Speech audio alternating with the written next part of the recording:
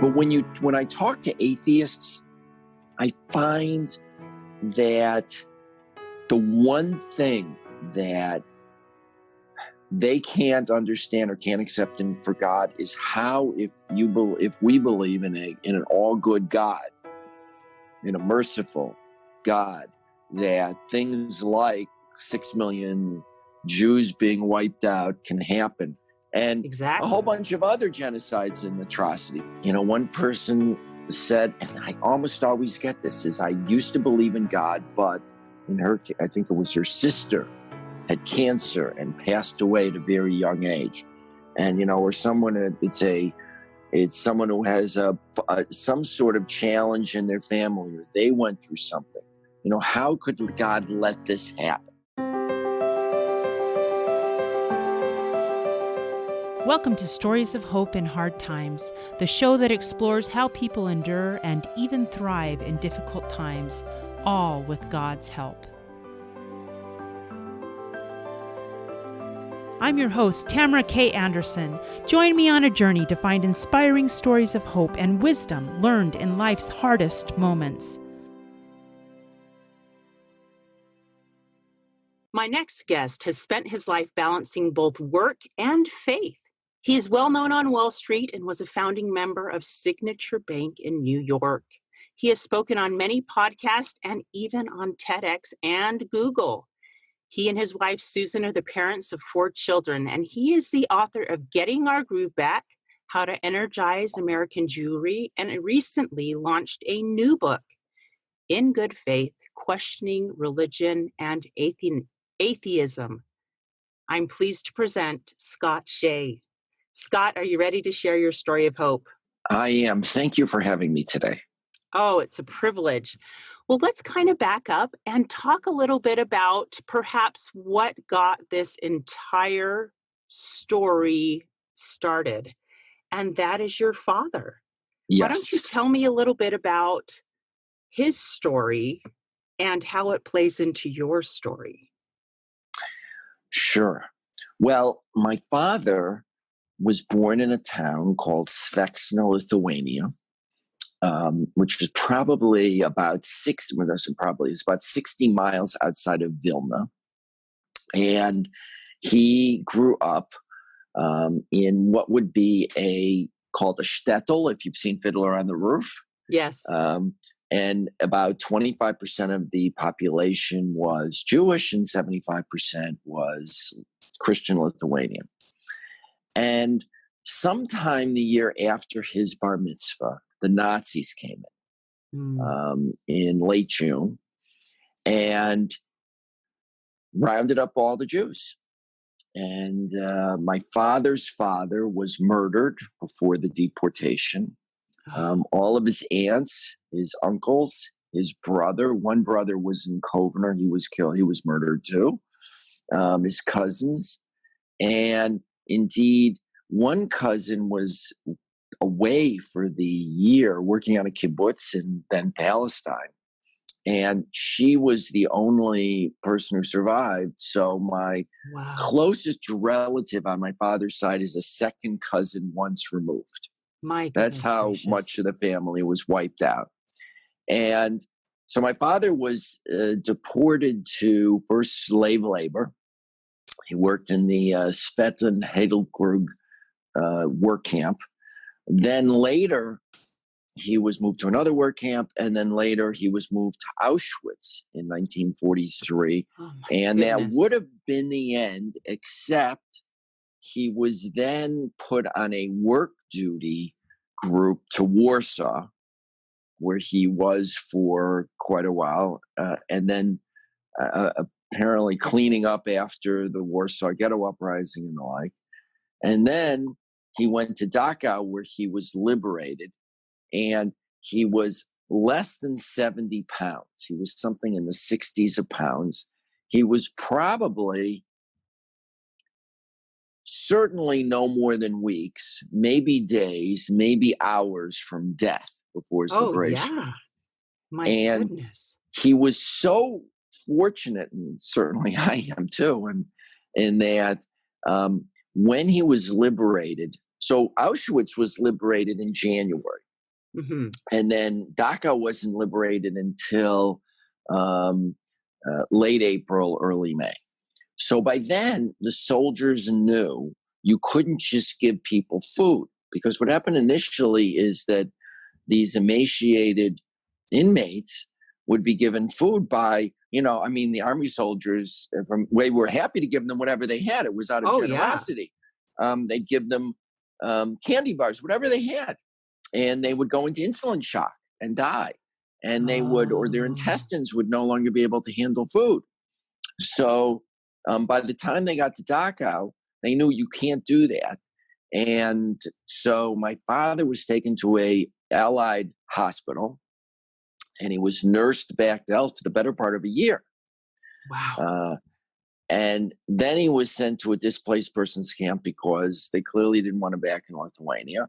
They didn't want any Jews back in Lithuania. And he made it to the United States. He made it to Chicago because a doctor in Chicago, whose name I like to mention because he deserves to be have a additional uplift in heaven, is a fellow by the name of Julius Mayer, who signed a form saying that he wanted to see his friend George. Never, of course, met my father. Didn't know him from Adam. Signed that he wouldn't be a burden on the U.S. taxpayer, and he indemnified the U.S. government, and they brought him to Chicago. Wow. And my father ended up, he ended up working as a carpenter, became ultimately a carpenter contractor, but a carpenter essentially, and married, had one child, me. And the part that brings this to faith is that my father faith wasn't really an issue for my father, because my father was certain there was a God, because the path that got him from Svexna, Lithuania to surviving in Chicago was so narrow. I mean, if he had been in a different line, and if he had been standing in a different place, if, so many things would have happened that were so small. If the microphone that you were wearing was on the other side of your face and not on the side it is, if any of those things hadn't happened, I mean, so small that, he would have been dead. There was no question in his mind. He would have been dead. It was so much that random chance couldn't even explain it.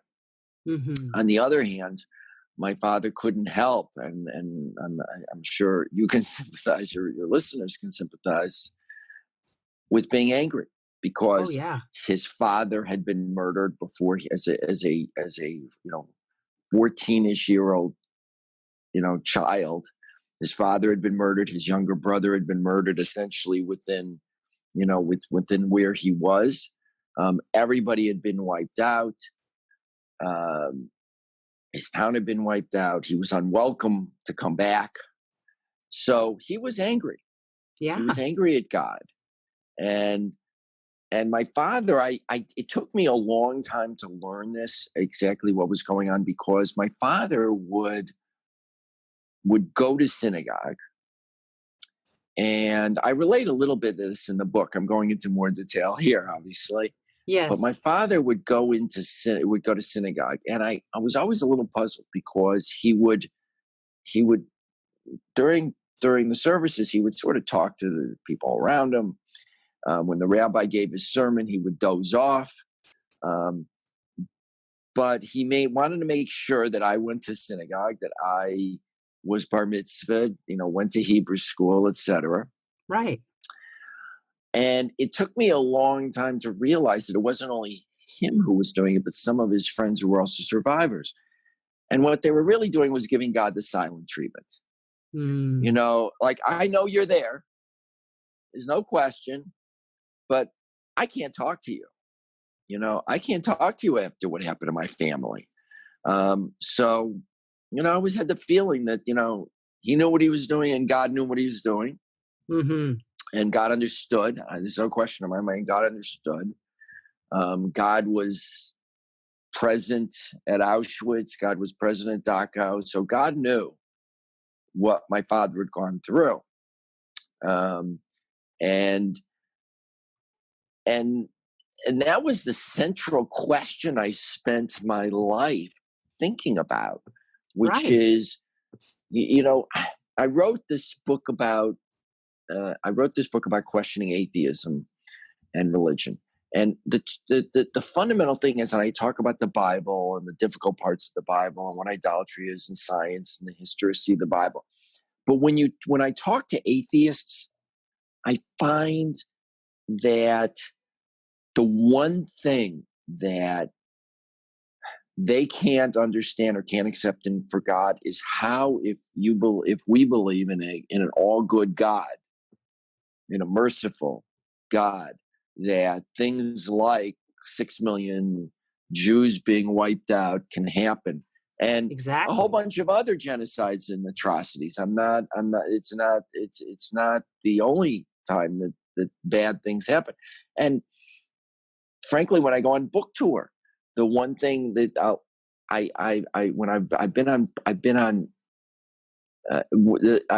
love being on book tour in many ways, because I get to talk to all sorts of people and learn different people, to learn what's happening with different people. I was just back from Connecticut, very affluent, place in Connecticut, Greenwich, and I did a book talk.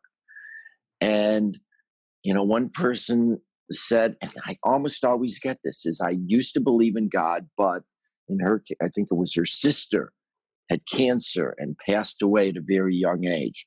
And, or someone, it's someone who has some sort of challenge in their family, or they went through something. How could God let this happen? And that's, I mean, to a certain degree, that's the one thing that people who believe in God have to explain, is how does that happen? I mean, I think atheists have to explain everything else, but we have to, and it's not explain it, because something like that can't be explained. I can't say, oh, it was for good, and there was a big picture. It doesn't really help people to say that. Right. And it doesn't help a faith journey enough. Yeah. So what have you found is the answer to that question? What is the why? Why do these things happen? And you do discuss this in your book. Yes. So first of all, and I hasten to say there's no one answer. There's a way of understanding this and accepting, but not, a short answer. So it comes back to a couple of things. First of all, human choice, free will. So nobody forced the Nazis to kill the Jews. Right. They decided to do it. Nobody, in all candor, forced, I mean, this has been written about actually in Svexner, nobody forced the surrounding villagers when some of my father didn't do this, but some of other families hid out, and they were basically handed back to the Nazis. Nobody forced that. People made human decisions, and that's, we have to recognize that there's human evil, and that's part of what we're put on earth to deal with. Correct. At the same time, there were people who in the world were situated to do something about it. I mean, many of the American government, for example, knew to some degree what was going on, but didn't want to talk about it. The media, the New York Times, almost entirely knew what was going on and buried when Auschwitz was liberated, on page 6 in the middle of a big article about a certain area of Poland being liberated, they wrote, and in Auschwitz, a concentration camp where 1.5 million Jews were killed. That was what they said. So people knew what was going on. There were Jews like, Stephen Wise. I'm not, it's well recorded. There were, when people approached Louis Brandt, when people approached Felix Frankfurter, who was on the Supreme Court, to speak out, he couldn't believe it. He just couldn't accept it. Franklin Roosevelt knew. Many, many people knew and chose not to do anything. When there was a conference to bring in the Jewish refugees before the final solution, very few countries. Uruguay took some Jews, and a few places took a few Jews. But the Canadian Prime Minister famously said, "No Jews is too many" for Canada. Oh. We in the United States turned away the St. Louis and sent people back, many of whom were later executed. So I take my inspiration of understanding this from the Bible. When Esther originally, in the book of Esther, originally Esther doesn't want to take action. She says, "You know what? In other words, and I'm over summarizing here, but she basically sends to Mordecai a signal. Look, here's some clothes. You can come into the palace. Essentially, I can save you, but I've got this cushy job in the palace, this cushy gig being queen. There's not much I can do. The king hasn't called for me. I don't want to take any risks." And Mordecai says, and maybe one of the most telling statements in the Bible is don't think that you can escape the fate you are causing to other people by not acting. Maybe you were put in just this place for just this reason. Yes. And the most amazing thing is Esther gets it. Look, I'm going to try. If I die, I die. If I don't, I don't. But first, let me get God involved. Everyone in Shushan, please tell Mordecai, tell everybody in Shushan to fast and pray for 3 days. And then I'm going to do it. And so here's my takeaway. When you do the right thing, you have a tailwind from God. You get help. It may not be guaranteed. It's not guaranteed. It's not obvious. But if you're doing the right thing and you step up, I do think that God helps. But on the other hand, just as we weren't merciful, the Canadian Prime Minister wasn't merciful. None of the countries in the world were merciful. So God wasn't merciful during the Holocaust. In the end, he didn't let the Jews get wiped out. And relief and redemption came from a very strange place. It came from the Soviet Union. It came from, things that one wouldn't have expected. It came from clearly the Allies coming in and joining. It came from Britain not surrendering. It came from a lot of things.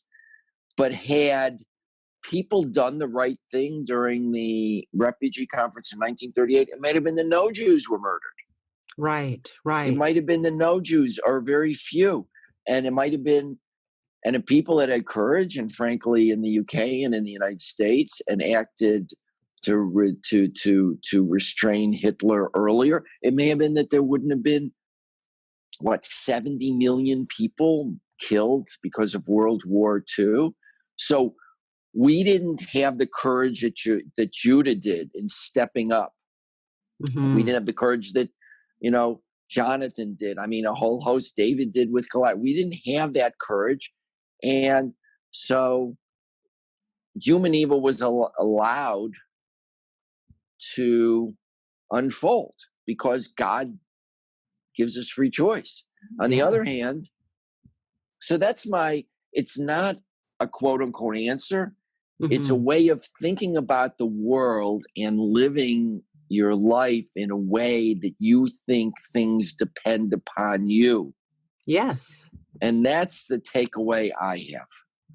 So really it is taking your fears, things that you're scared of, because these things really are scary for people to stand up, take a position and say, in today's society, I believe in God.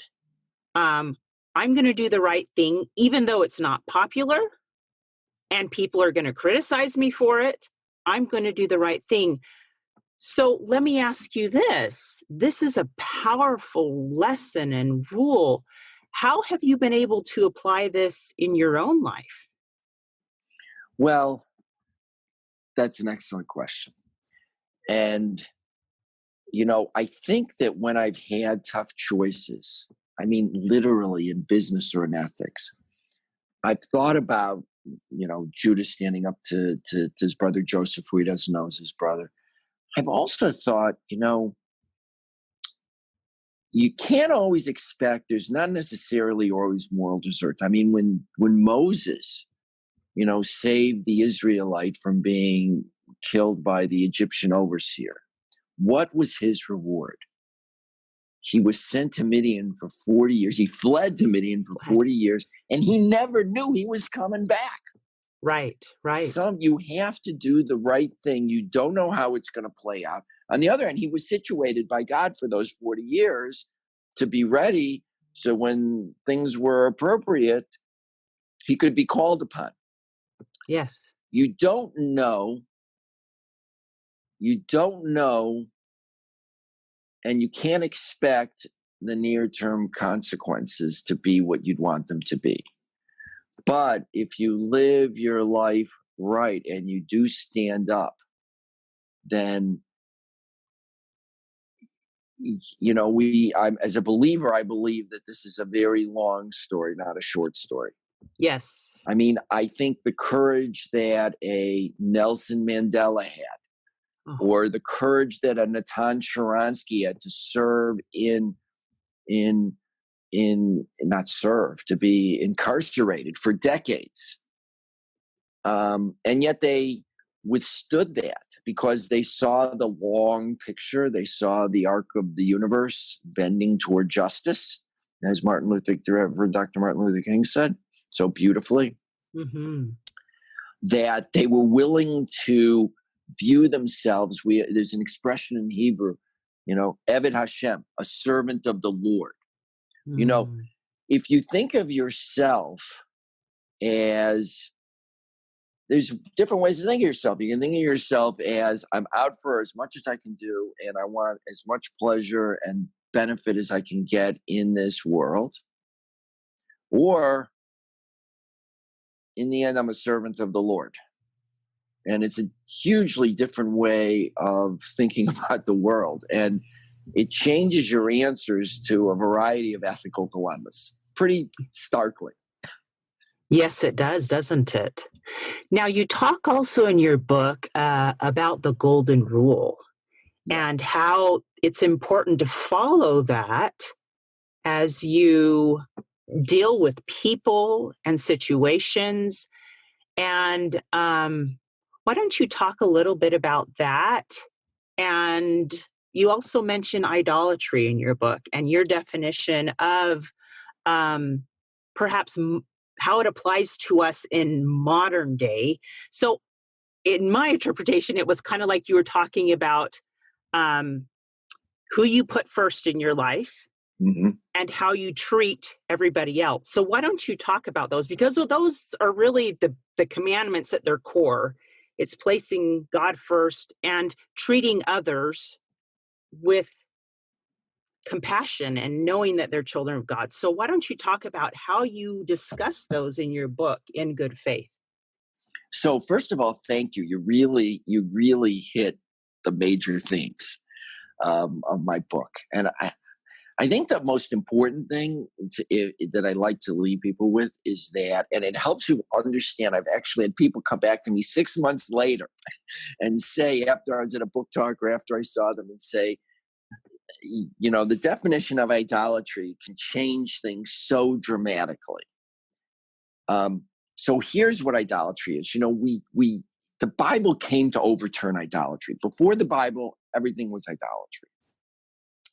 And the key is that we have sort of infantilized idolatry. We think it's about bowing down to statues or magic making. But the Bible is pretty clear. Idolatry is ascribing super authority or superpowers to finite beings, people like us, ideologies, natural processes, or in the ancient world, animals, not so much today. But we thought, we sort of overcame the idolatry when we defeated the god King Pharaoh in the Exodus story. But the reality is that the whole 20th century was a catalog of god King Pharaohs. Stalin, Mao, Pol Pot, the Assad family, the Kim family, Hitler, of course, all use the same tropes as Hitler: myth, pageantry, theater, song, parades, all backed up by an army that was willing to commit brutal violence and informers. I mean, how did Stalin get away with starving a quarter of the Ukraine, killing all the kulaks, and sending tens of millions of people to the gulag? He did it because no one questioned his authority. Of course, he can do that. I mean, even today, the Chinese Communist Party has 5 to 6 million people in essentially virtual detention in the Xinjiang province, 1 million in detention camps. Nobody questions it. I mean, that's a super authority. It's no longer a superpower. It's no longer like thinking Pharaoh can breathe fire from his nostrils, but it's saying Stalin, Mr. Xi, whoever, President Xi, whoever, has the super authority, and whatever he says, that's what the god King Pharaoh says. And here's what people overlook a little bit. It's not just on a macro basis. It's also on a micro basis. How did people like Harvey Weinstein and Charlie Rose and Matt Lauer and Kevin Spacey and a whole host of others get away with abusing other people? They got away with it because within their industries, they were essentially idols. They were unquestioned and unquestionable. So what they said was truth was truth. If Harvey Weinstein said something, it happened in his industry. If Charlie Rose said something, well, that's what truth was at CBS. And so idolatry happens not just in a macro basis, but it happens in our most intimate encounters. And that's why, just going back to what I was talking about before, our encounters with people really matter. Doing the right thing, making sure that our name is a good name, that when we, ultimately have to give that ultimate interview, that we can say we did the right thing, is critical. I mean, we have a Jewish tradition that the first question you're asked when you have your ultimate interview with the Creator is, how did you conduct yourself in your financial and personal transactions? In other words, when the rubber meets the road on ethics, what did you do? And that's actually a lead into the second part of your question, which is about the golden rule. Yes. So I'm a big believer in the golden rule. I have yet to see, and I go through it in the book, the various other moral philosophies, utilitarianism, moral deontology, the moral imperative from Kant, a whole host of secular moral philosophies. By the way, that was the number one question. It sounds like you watched my Google book talk. That was the number one thing that people at Google asked me, which is, well, we have secular philosophy. What do we need the Bible for? And the truth of the matter is, the Bible starts out so wonderfully by saying that we all have a spark of God. In Hebrew, we all are created b'tselem Elokim. We're all created in the image of God. That means I share with you a spark of divinity. You have a separate spark, but that means I have to treat you a certain way. I have to treat you as sharing this little, hint, this little hint of divinity. So everybody needs to be treated that way, whether you're of the same gender, whether you're black, white, green, it doesn't matter. I have a responsibility to treat you as though you are an image of God. And the way that the Jewish formulation of the golden rule, it's in the Hebrew scriptures, it's in the Christian scriptures. Jesus obviously famously restates the golden rule. The way Hillel, who predated Jesus a bit, stated the golden rule was, I think, the one that at least I like a lot and I keep in my mind all the time, which is don't do unto others as you wouldn't want done unto you. Mm. He said, the rest is commentary, go learn it. In other words, think about every time you do an action, would I really want this other person to do this to me? Mm. And if the answer is no, well, don't do it. Easy, right? Easy. Well, easier said than done. Right. Easier said than done. And that to a certain degree ties into idolatry, in that I put the other person is also just a human being. The other person doesn't have super authority.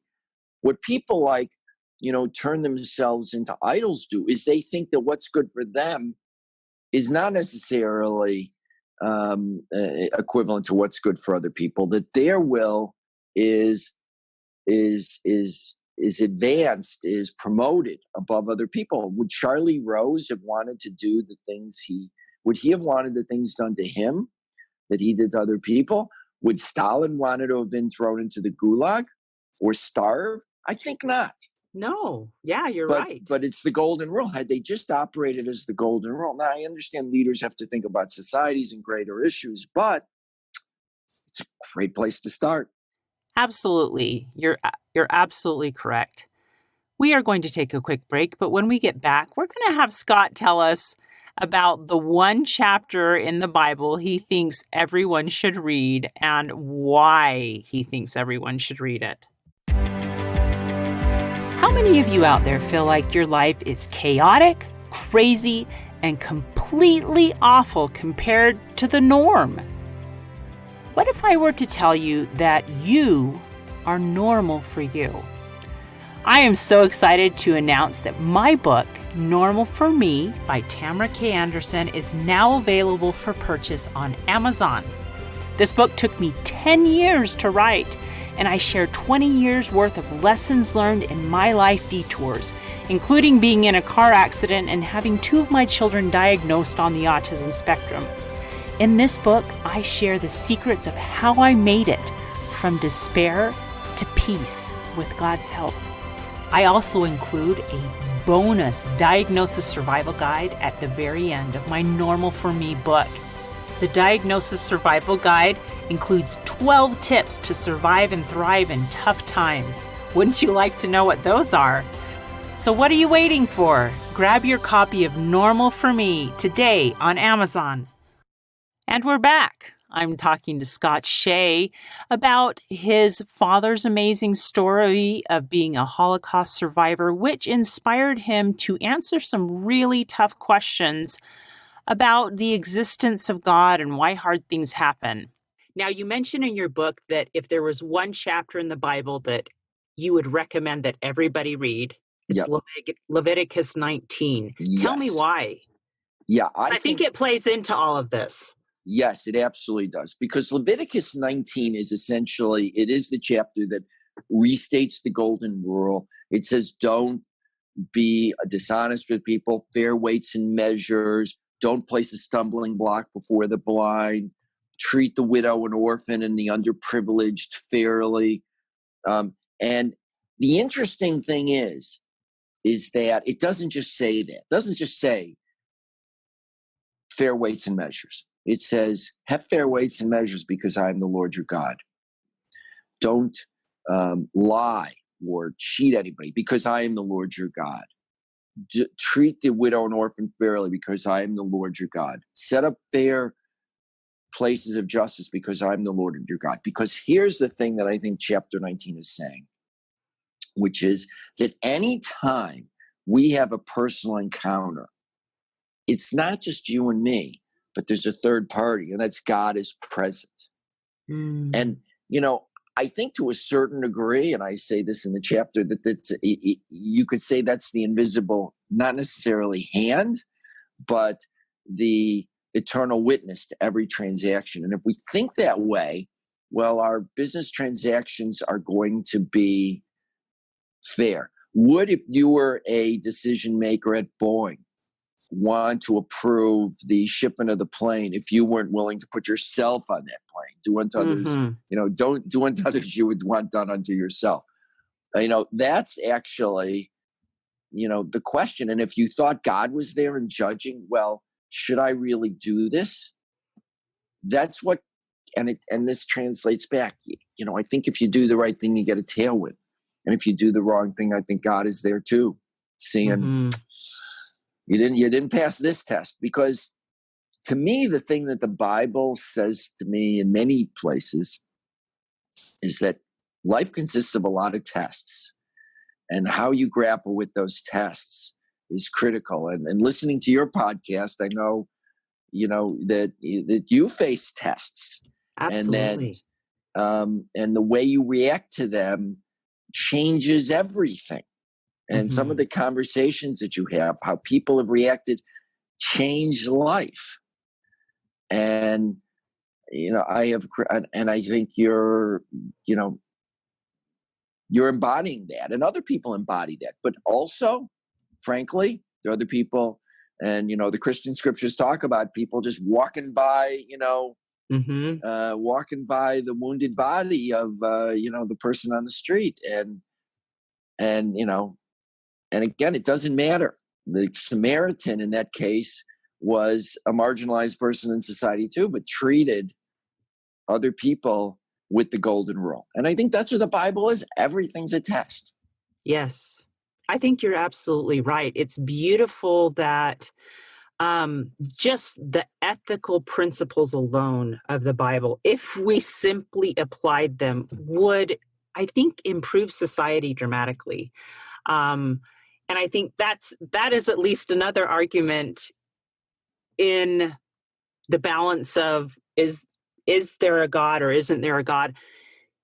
I remember talking to somebody who once told me, if I had my life to do over and had to choose to believe in God and to act according to what I've been taught, or to not believe in God, I would still act according to what I've been taught in the scriptures, because it has helped me live a better life. And I'm confident and feel better about the life that I have lived because of, we call the commandments kind of rules, but they're guidelines to help us, I think, point us in the right direction. It's almost like God was saying, if you do these things, you will live happier. Will everything be perfect? No. But these things help you be your best self, and they help you treat others with that respect, that because they also have that spark of divinity, kind of like you were saying. So it's a beautiful pattern, I guess I should say. And we can see examples of following and not following that in the scriptures time after time after time. So it's beautiful. Now, you mentioned in your book that prayer empowers us to face challenges. Talk to me a little bit about how you've seen that in your own life. I know you mentioned at the very end of your book that this book wouldn't have come about if you hadn't had prayer. So talk to me about prayer in your own life and how that plays out and helps you face your challenges. So this was something I thought about a lot, and I've thought about prayer a lot. And it's also the area that the atheists mock the most, because they think it's self-infantilizing, it's giving up your own agency, it's a ridiculous waste of time, et cetera, et cetera. Right. And I've also had a lot of believers say to me, well, why would God, how can I offer a better plan to an all-perfect, all-knowing God? I'm a finite being. So prayer is difficult theologically as well. And yet I think it's essential. I think it is also something that can change us, and it can change the world. And I'll give a few. This would be a really long answer too, but I'm gonna pare it down to say this. The first thing about prayer is that, and this is a frightening thought actually for me, is that when I pray, I'm praying to the Almighty. The Almighty knows everything about me. Yes. There is no place for me to hide, to self-deceive, or to self-justify. Even though I'm probably as good at self-deception and self-justification as anybody. And I'm a human being. Yes. Right. But at least when I'm praying for that period of time, I have to say, I have nowhere to, there's a harsh and a bright light on me. And God, what am I going to say to you? Okay. What am I going to say to you about my actions? Am I going to say, well, I thought I could make a few extra dollars if I did this and not disclose that or the like? Well, no, because I've, thank God I have a sufficient living. I mean, I can't say something silly like that or stupid like that. I also, when I'm facing challenges or thinking about things, and the example I gave, and I'll give the example of the book, was I thought about this book. I think it's important that believers make the argument for God. And I don't think it has been made broadly or well enough in society. My book, thankfully, is on a second printing. It's about to come out. Congratulations. Thank you. But the reason I say that is, surprisingly, I'm finding many people are sending books to their children who go to college, who are being taught that faith is just their family's superstitions, and don't worry, we'll convince you at college not to believe in that silly stuff anymore, like the tooth fairy. And so I saw a need for this. I saw a need. I have friends whose children, whose significant others, whose all sorts of people who lost faith because they think it's irrational. They think science has explained faith. They think the Bible was made up, et cetera, et cetera. And so I really thought there was a need for this book, and I thought there was a need for this book a long time. But I didn't think I could write this book or should write. I'm a banker. I clearly think about this stuff a lot. Don't get me wrong. Sure. And I'm a believer, and I'm an avid reader, and I've written a previous book. So I sort of knew I could write a book, but me write this book, why doesn't someone else write this book? And then, as I said, what happened is I was making these excuses to myself. I mean, I wasn't taking it serious. I'm making these excuses, and then all of a sudden, within a period of months, I had a child living at home who moved away for a job. I had 2 children in college, and then I had one children surprise me and decide to go to a high school boarding school. So, and then my wife was accepted for a PhD program. So she was going to be really busy. She's now Dr. Susan, I'm very proud to say.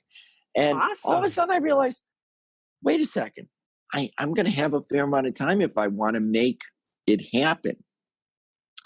And I can't. And if you're praying and you think something is important, well, why can't I do this? What is my excuse to myself? And it wasn't writing a book. It's not fun. I essentially gave up bicycling. On Sundays, I would work 14 hours because I had the day off. Wow. I would work Saturday nights. I'm a Shabbat observer, so I don't work during the day of Shabbat in terms of writing, although I might be reading.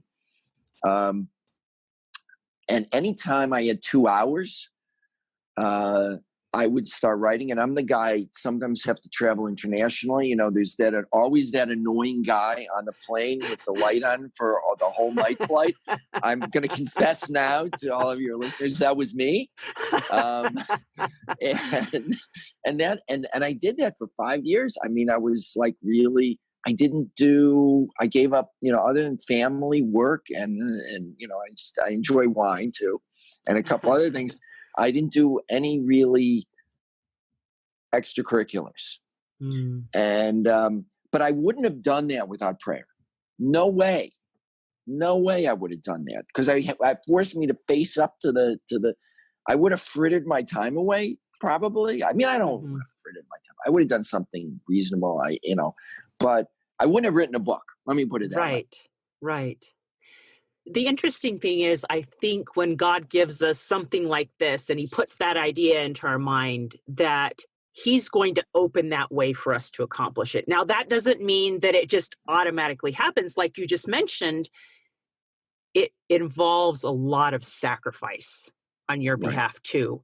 And so that's with any goal that we set. If one of my previous people that I've interviewed talked about, it's good to have God as an accountability partner, in addition to having, maybe a friend or a family member being an accountability member, because then you have, he can open doors that perhaps we never would have imagined, or he'll impress us to use our time in a different way. And I found that when I go to him in prayer and say, I've got all these things to do, help me to figure out how to do them, inevitably he blesses me to think of, if I do this and this at the same time, if I call this person while I'm exercising, he helps us make more of our time than perhaps we would have had to begin with. It's fascinating, right? It is fascinating, and I'm so grateful for that.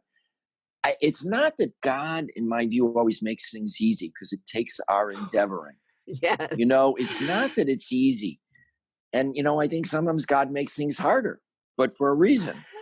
I don't know what that, again, I can't explain it, but but if we're doing the right thing, I think you can sort of sense that there's a force in the universe directing you toward a certain door, or directing you in a, look, I'll give a simple.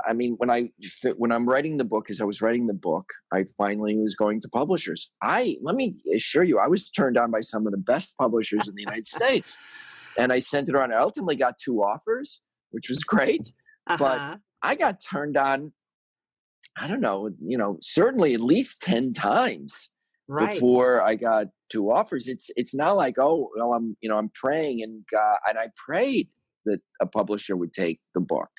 Right. I mean, but it's not like, you have to do the effort. I think God is a partner, but if we don't, again, stand up and do what a Judah did, or what a Moses did, and are prepared for the consequences, or Esther. I mean, Esther was prepared to die.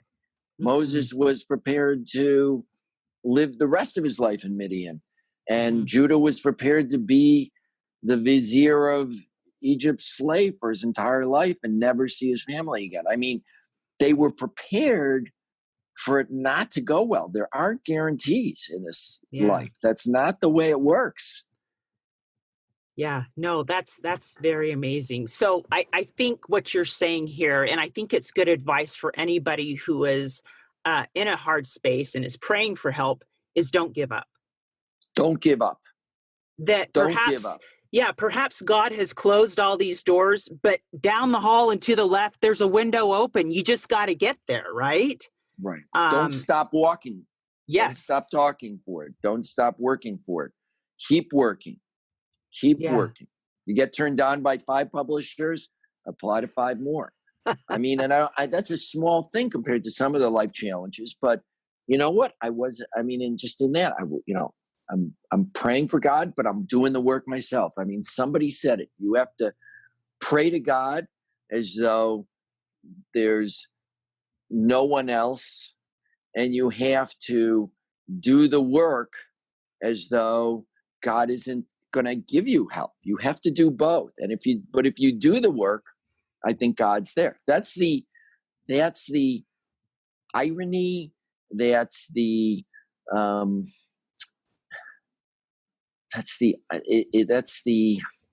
hard part of living and being a human being is being at that conundrum, being at that nexus, and living that.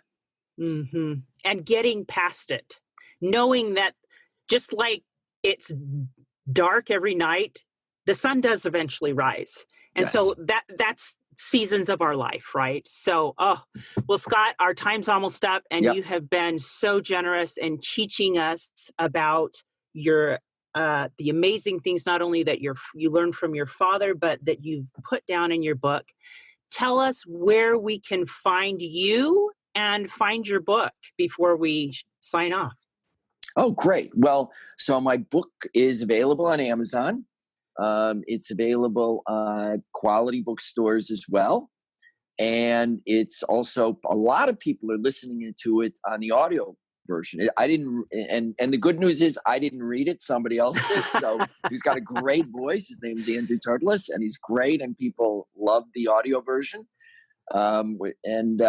It's also coming out in paperback in a few months. So I'm excited about that. Congratulations. Yes. I have a website. You can either go to ingoodfaith.com or scottshay.com, SHAY. And I have a form. People can reach me. I try to answer everybody, but the one thing I'm going to say is I sometimes get chapter length emails. If you want an answer, make it a short email, and I try to get back to people. Awesome. And you can also find on my website the Google Book Talk, my debate with Michael Shermer, who's a big name atheist you may have heard of, and a whole bunch of other stuff. Oh, wonderful. Well, thank you for sharing your wisdom. It has been an honor to have you on Stories of Hope in Hard Times. And good luck in spreading your message of In Good Faith.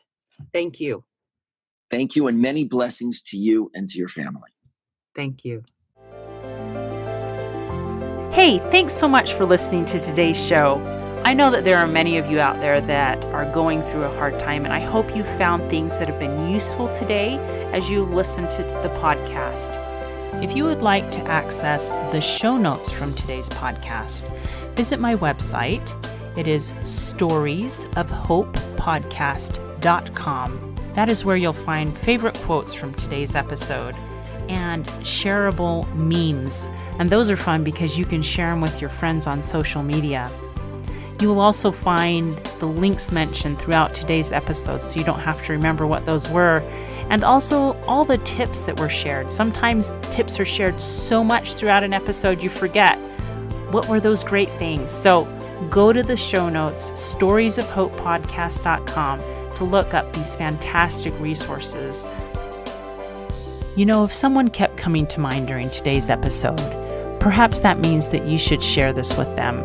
Maybe there was a story shared or a tip that they really, really need to hear. So go ahead and share this episode with them. May God bless you, especially if you are struggling, with hope to carry on and with the strength to keep going when things get tough. Remember to walk with Christ, and He will help bear that burden. Above all else, remember, God loves you.